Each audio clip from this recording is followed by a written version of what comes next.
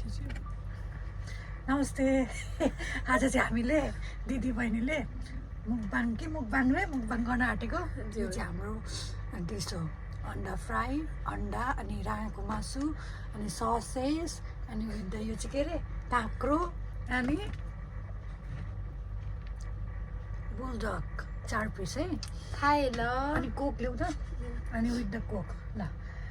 खाना सक्छ कि सक्दैन आज हामीले स्टार्टिङ फर्स्ट टाइम खाए ल राम्रो हुन्छ होला है। ल चियर्स चियर्स खाए ल।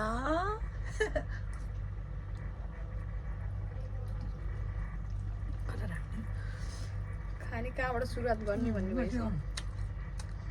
डढेछ तातो खा।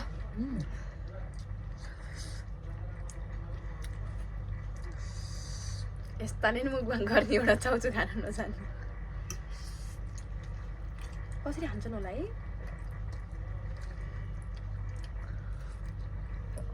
पिरो पनि रहेछ त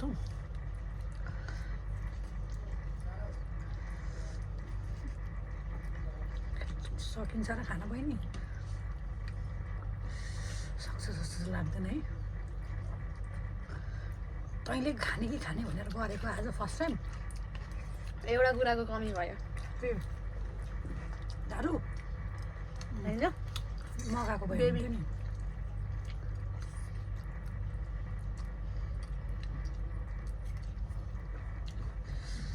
खाना सक्छ जस्तो त लागेन है। म खाइदिन्थेँ क्या गमको गम तर यहाँ तातो भएर अलिकति सिलाउन न त धन्य यहाँ उस लाग्यो खानु 70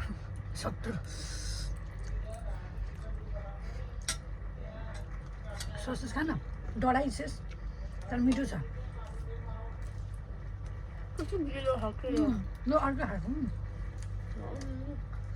तिमीले सादिया जाएन क्या अर्कै खाएको।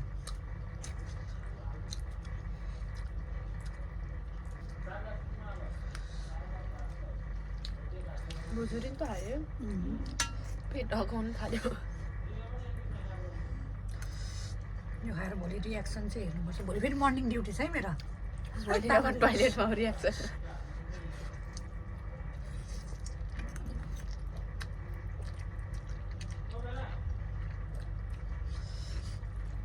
हामी कति मिनटमा खाइसक्ने भन त। स्टार्टिङ 2 मिनट भयो 3 मिनट भइसक्यो। ल 5 मिनटभित्रमा खाइसक्ने कि हजुर मर्नु हो क्या कहाँ जानु खानु चुप्प लगाएर खानुपर्छ। यो धेरै गुलियो गुलियो टाइपको रहेछ क्या चाउचाउ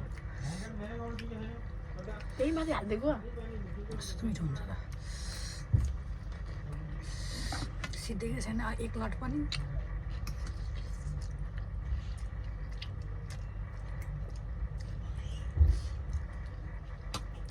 यो के को मासु अरे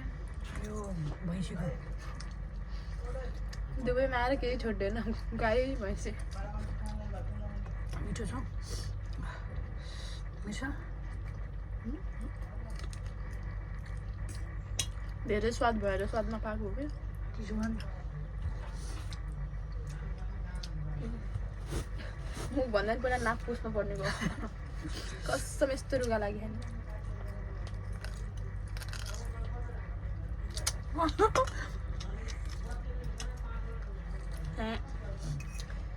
यस्तो मिठो मिठो खानेकुरा छोडेर त कसले खान्छ।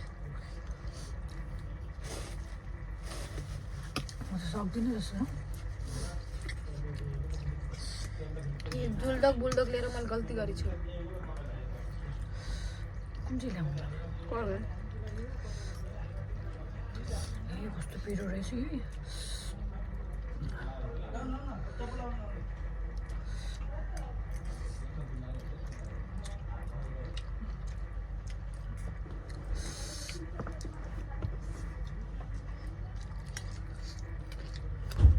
यस्तै खाइदिने हो कि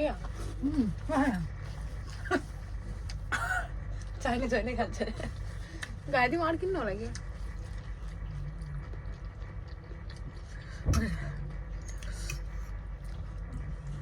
अन्डा है सिँगी खानु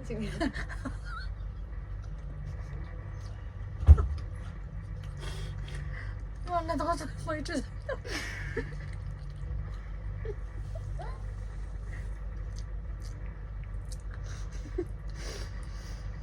बज्यो दुबईमा 12 बजेको छ है ठ्याक्क भोलि मर्निङ ड्युटी छ गाडीमा अल्झ्यो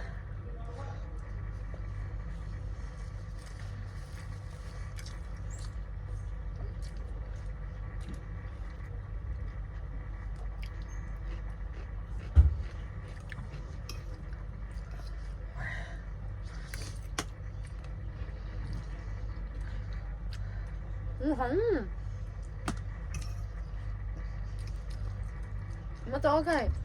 मारिदिन्छु गयो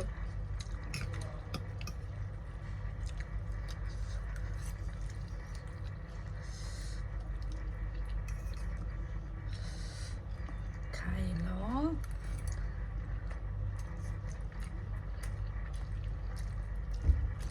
राम्रोसँग घोलेकै होइन रहेछ बाउलाई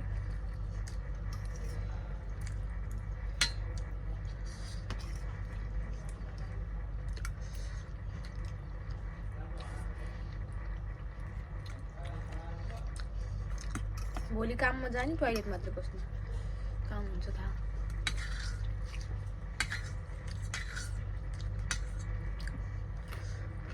मेरो भएको चाहिँ म सिधाउँछु तिम्रो चाहिँ थाहा छैन ए बा यस्तो बाजे हो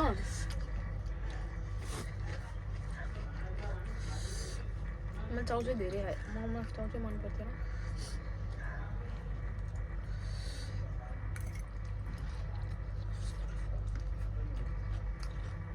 अहिले त हन्टाकाली जस्तै गर्थ्यौँ त हामी अहिले थियो यस्तो यो तिम्रो ताना छ मेरो यो तिम्रो एउटा मात्रै एउटा मेरो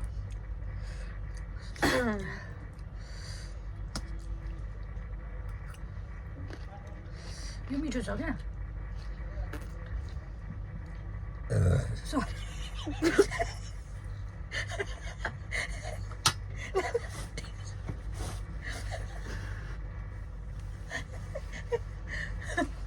त्यो भ्याएर नगर्नु तपाईँ खाने बेला म जहिले खान लाग्नु हुन्छ नि ऊ गरिहाल्छु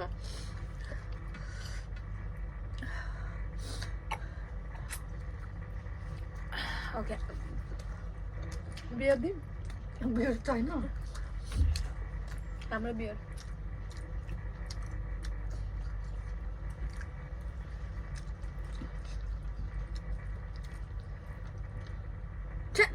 अन्त मेरो पालि पुरा फर्किन्छ भने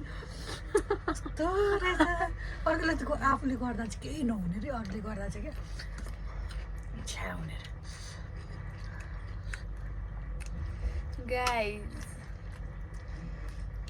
साथी न सँगै यसै रङ्गी चङ्गी हामी त खायौँ ल निधारको नसा खुलिसक्यो मैले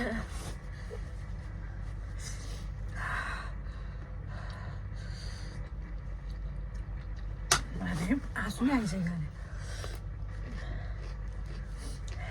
कपडा कहाँ पुगेको खुट्टाको छ निकाल्नु डाइनिङ टेबल पनि यसो गरेर देखाइदियो नि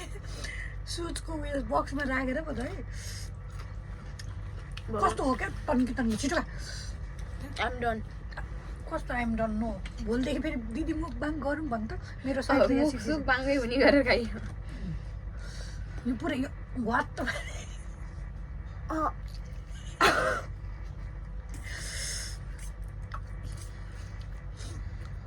निल निल निल अनि मोटाउँछ क्या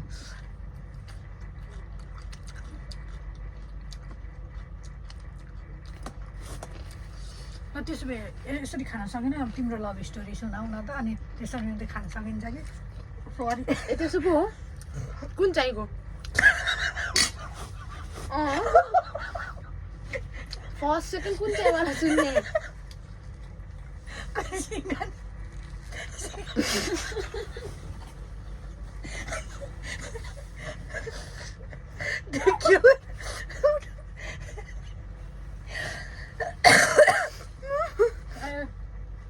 कस्तो हाँस्यो के बोला निस्किरहेको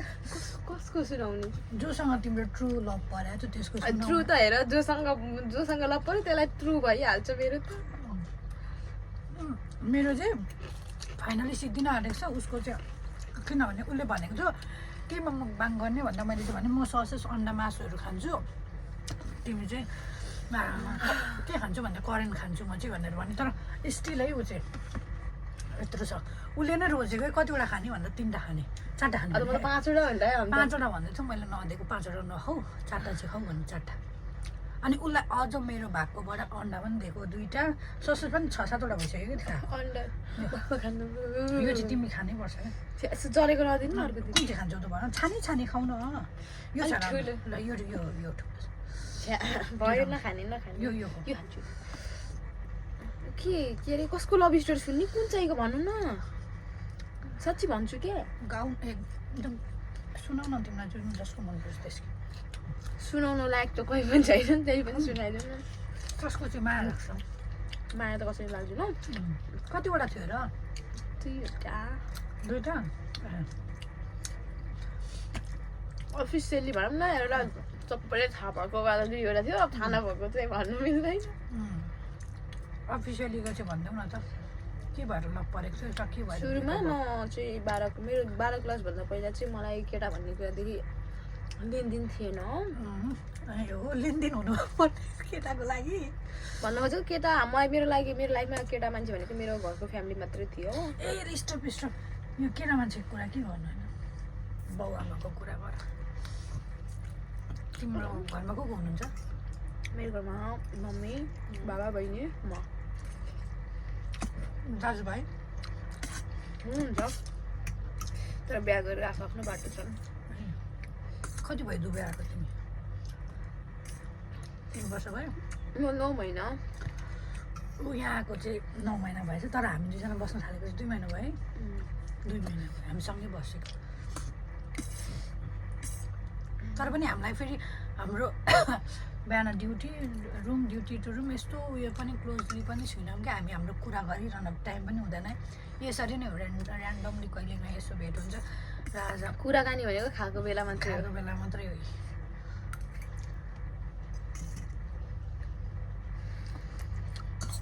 तर यो वेस्ट हुन्छ जस्तो लाग्यो यो खानु चाउचाउमा जोड दिनु नि तपाईँ म चाहिँ टाउचाउ मैले अघि पनि भनेको म त्यो अर्को करेन्ट भएको बेलामा खान्थेँ यो मलाई मन परेन कि गुलियो स्वाद भयो क्या कुरा यो हो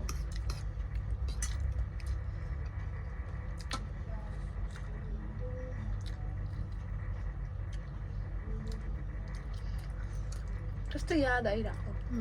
मम्मीको गर न एक्सक्युज मी यो चाहिँ तिम्रो है अन्डा अन्डा त कुखुराको हो कोक्देऊ न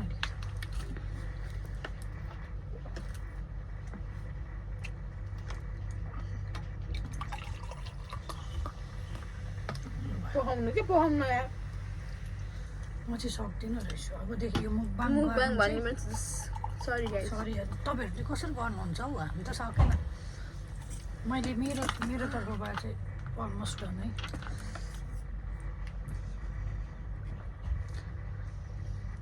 मुखबाङ गर्न थालेको मुखै बाङ्गो भयो होइन यता नि हेर्नु न यता त्यहाँ फोकस क्यामेराम्यान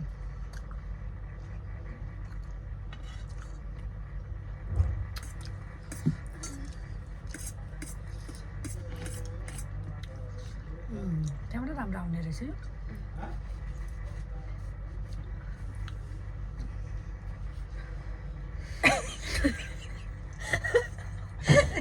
तिमीले गरेर मुखबाङ गर्न आएको गरे 2 ग्लास खानु नसकेर आपत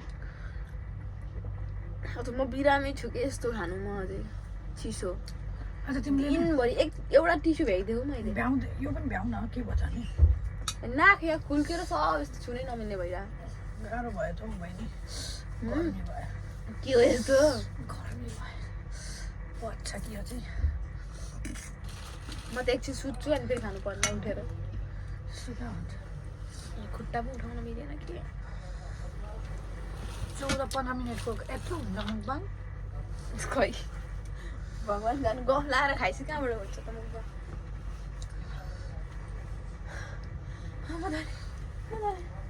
लु यो चाहिँ सक्दैन रहेछ होइन 15 मिनटमा पनि यति खाएर सकेन मैले चाहिँ अलमोस्ट फिनिस गरिसकेँ अब क्लोज गरिदिन्छु ल यस्तो हुन्छ खानै पछाडि जत्तिकै यसलाई हटाउनु मलाई त हेर्नु मन लागेन सरी गाइज म चाहिँ सकिनँ बाई सरी हाम्रो मुख बाङ होइन मुख चाहिँ बाङ्गो भयो तर पनि अलमोस्ट मैले चाहिँ फिनिस गरेको है म चाहिँ सक्दिनँ रहेछ गड नेक्स्ट टाइमदेखि म गर्दिनँ मेरो पैसा पनि वेस्ट भयो खाना नि खाएन छ्या छिटो बन्द गर्नु thank you so much A